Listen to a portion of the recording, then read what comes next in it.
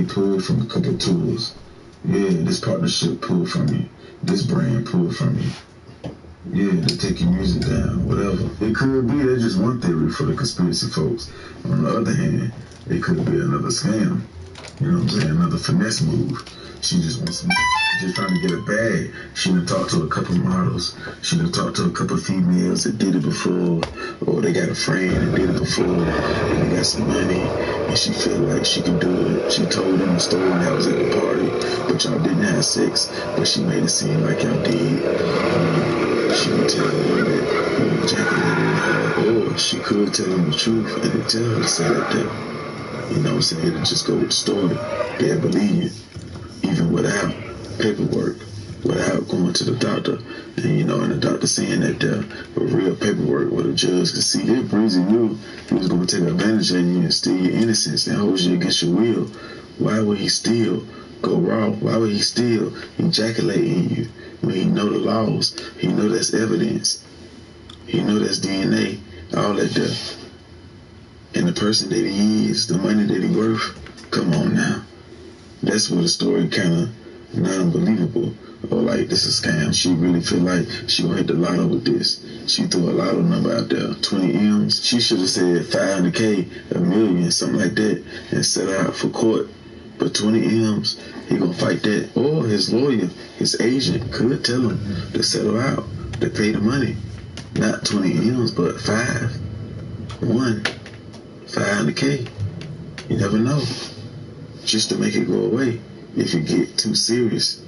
You see what I'm saying? By it being at a party, there's a lot of witness there. You didn't tell nobody.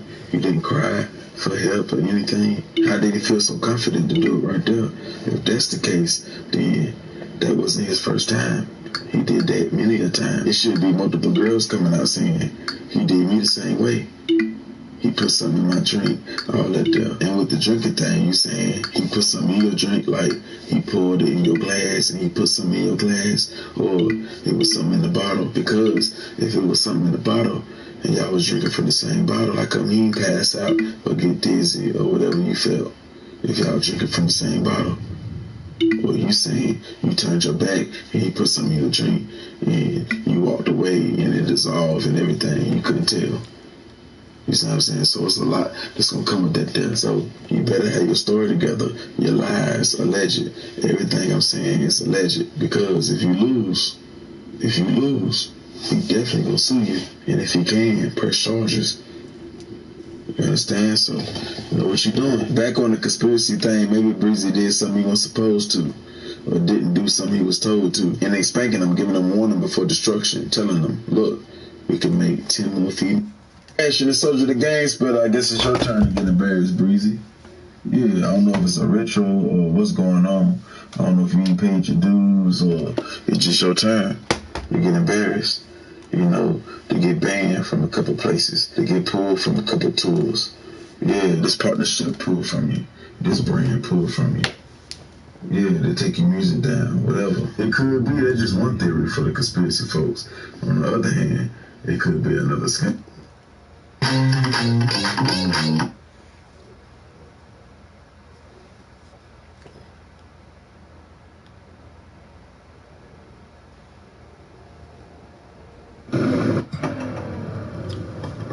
Three, which is next year, and Warzone 2, which is also next year. So it's not 3 years of Call of Duty, it's technically 2 years because Warzone 2 counts as a game. Which, if you're PlayStation, which I said before, listen, you have some time before I would say the impact of this deal, as far as how it really impacts PlayStation, really doesn't really hit them until 2024, honestly, because if the next Call of Duty and it's possible that Call of Duty 2024, they may have to renegotiate the deal, we'll see what they do, Xbox may keep it exclusive, whatever, right? You don't have to worry about this necessarily until 2024, right? Which gives you some opportunity to plan around, figure out what you're gonna do. I don't know, bring back some dormant IPs that you have that would probably be bangers. And once again, not everything has to. One of the worst ways to compete with Call of Duty, as I've said, is to try to to pretty much get another Call of Duty in the shape of another game. You don't compete with Call of Duty. What you try to do is do something different and capture and capture a void, a hole in the market that nobody's tapped into. That's what you try to do in the multiplayer sphere. So they've got time to figure out what they're going to do. Like I said, I don't care about Call of Duty. I don't play the multiplayers. I actually only care about the single players. And from what we know, from what some people point to, it's not even going to be annualized anymore, which I'm okay. If the non-annualization actually helps the single player and improves the single player, which has been clearly the last priority when it comes to the development of these games, which I understand, because Call of Duty, all campaigns are the most expensive part of the project when you're making a game, right? It's always the campaign that's more expensive. It's the multiplayer that costs the least and makes the most money. So why would you invest that much money into the campaign, especially when nobody really plays the Call of Duty campaign? Me and a few other people are outliers when it comes to that. But I think the good part of this for PlayStation also is Warzone 2, right? So from what, like I said, I don't play COD multiplayer, so I really didn't know. I wasn't sure if COD, even though Warzone is free to play, obviously, I wasn't sure if people played more of the Warzone or if they play more of the actual COD playlist, right? I figured it would make sense that they play more of the free to play Warzone, but I didn't know if it was a thing like, okay, yeah, if that people didn't want to play a battle royale. Wait, what is Warzone? Warzone isn't necessarily. It is battle royale, right? That's how you know I do not pay attention to anything COD, bro. Like Warzone is battle royale, right? But I figured like, okay, maybe people are kind of jaded of battle royale games, and it's possible that people actually play more of the regular COD playlist, because if I did play COD multiplayer, I know I would play way more of the playlist because I like those different variety of modes, domination, King of the Hill,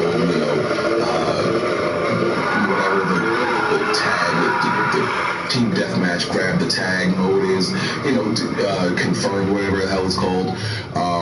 I like those type of modes. I'm very jaded on battle royale games at this point. I don't want to play that, so I figured that might matter. But Warzone is far more popular from what I've seen. It's not, and this is kind of like a meaningless stat because it doesn't say how many people are playing on average concurrently, right, every day. But Warzone has had over 100 million players that have logged on, and that's all that stat means, is that if you logged on to Warzone once and never played it again, they count you in that stat. Which is why a game like Halo announcing that they have 20 million Spartans, 20 million players, is a completely useless and pointless stat, because literally if you log on to Halo multiplayer and you played one match and you uninstalled it, they count you in that. That doesn't tell you anything about the game's health. It doesn't tell you anything about the health of the community, and it's honestly misleading and disingenuous. But that's another story. But when it comes to multiplayer games, how we rate the health of it and how we judge how well the game is doing is the concurrent players, especially on average daily and their peak hours and all that stuff. I say all that to say is that at least PlayStation is getting the most important part of Call of Duty, which seems to be Warzone, the Warzone sequel, which comes out next year. So good for them, I guess, and good for people on PlayStation who care about Call of Duty. I think lastly, what else? What's the last thing I got on my list? Two more things. So EA is working on 3 new Star Wars games. It's going to be a Star Wars Jedi game, which we assume is going to be Fallen Order 2. A new Star Wars first-person shooter game. I think they confirmed this. That's not going to be another Battlefront game. and a new Star Wars strategy game. I'm actually, so believe it or not, I'm probably most interested to see what type of strategy game that is. I'm probably most interested in that. I really love Fallen Order. I definitely look forward to Fallen Order 2. I'm not sure what this first-person game is going to be. Hopefully it's multiplayer. But cool. And I think EA's Star Wars license is going to run out soon, by the way. 14-11. And I'm gonna be real, like Respawn is the same. We all know Respawn is the saving grace of EA, because what they did with Fallen Order, you know, is really their saving grace. Because otherwise, I think most of us would agree they don't deserve that Star Wars license. And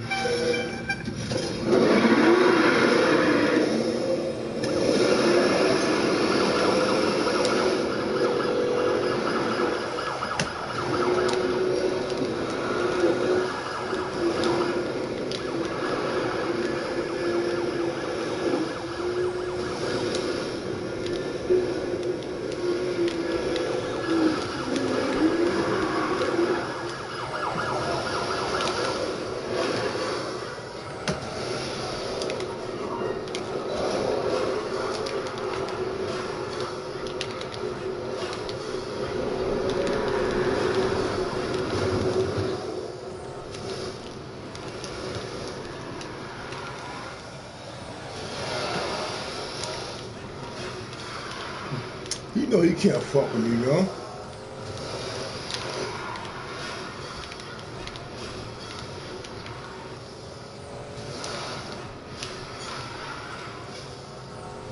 What? Oh, hell nah.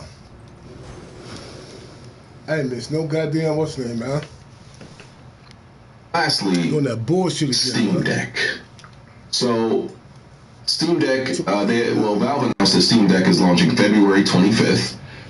They will be sending invites shortly after 10 a.m. on February 25th for people who pre-ordered. Order emails are sent in the same